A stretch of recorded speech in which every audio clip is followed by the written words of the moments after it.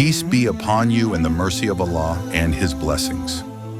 Welcome back to your favorite Islamic history channel, ASAT.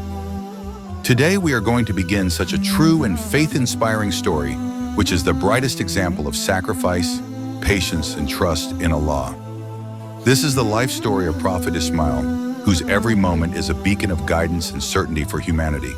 So come, let us walk towards those golden pages of history, where a mother's restlessness, a prophet's faith, and a child's innocence were preserved in history forever. Prophet Ismail was the elder son of Prophet Ibrahim. His birth was the greatest blessing for Ibrahim because for a long time he prayed for children, but despite old age, no child was given. Then Allah, with His mercy, granted Ismail from the womb of Hajrah. This was not just the good news of a son, rather it was a promise from Allah that from his lineage one day the last prophet would come into the world. When Prophet Ismail was born, Prophet Ibrahim received a command from Allah. This command outwardly seemed very hard to human intellect, but for a believer, the greatest thing is the pleasure of Allah. The command was that Hajrah and the infant Ismail should be left in such a valley where there was no water, no trees, no settlements. This valley later became Makkah al-Mukarramah. Prophet Ibrahim obeyed the command of Allah and left his wife and child there and began to return. Hajrah became astonished and kept asking again and again, "O Ibrahim, are you leaving us alone in this barren place?" But Ibrahim remained silent. At last Hajrah said, "Is this the command of Allah?" When Ibrahim nodded in affirmation, her tongue spoke, "If this is the command of Allah, then He will not abandon us." This was the greatest manifestation of faith. Hajrah remained in the scorching desert valley with an innocent child. After a few days, the water finished, and the little Ismail began to cry from thirst. A mother cannot bear to see her child weeping. Hajrah, in restlessness, climbed the nearby hill of Safa, hoping that perhaps some water or a caravan may appear. Then she ran to Marwa. In this way, she ran 7 times between Safa and Marwa. This running was not just a mother's helplessness, it was a symbol of patience and certainty. When she returned to her child, she saw that by the mercy of Allah, the earth had split open, and from near the feet of little Ismail, a spring of water was gushing forth. This spring flows until today, which we know as Zamzam.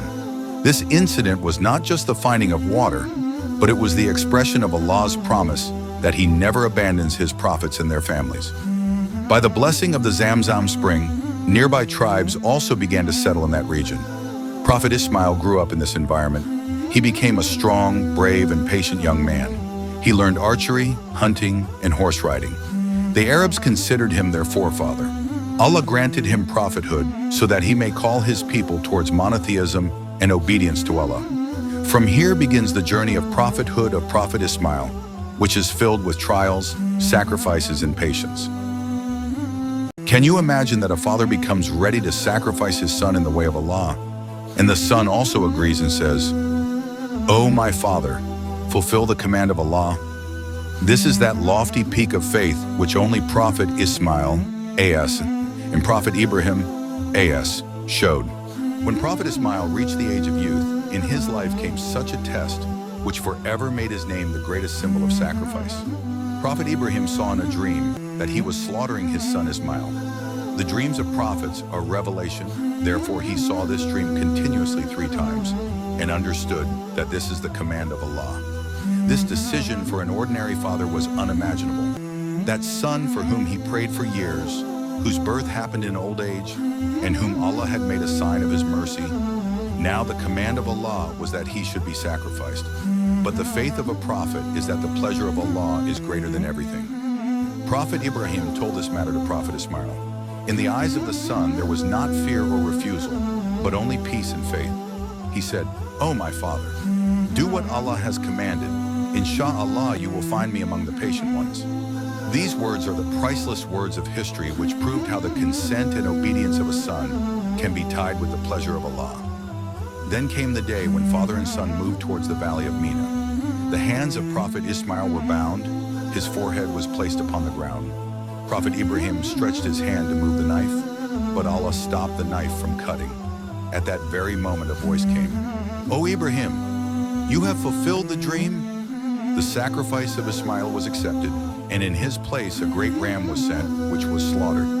This sacrifice was not only a test, it was a lesson for the entire coming Ummah, that the perfection of faith is that everything is sacrificed in front of the command of Allah. Until today, Muslims every year at the time of Hajj perform sacrifice and remember that moment when father and son place the pleasure of Allah above everything.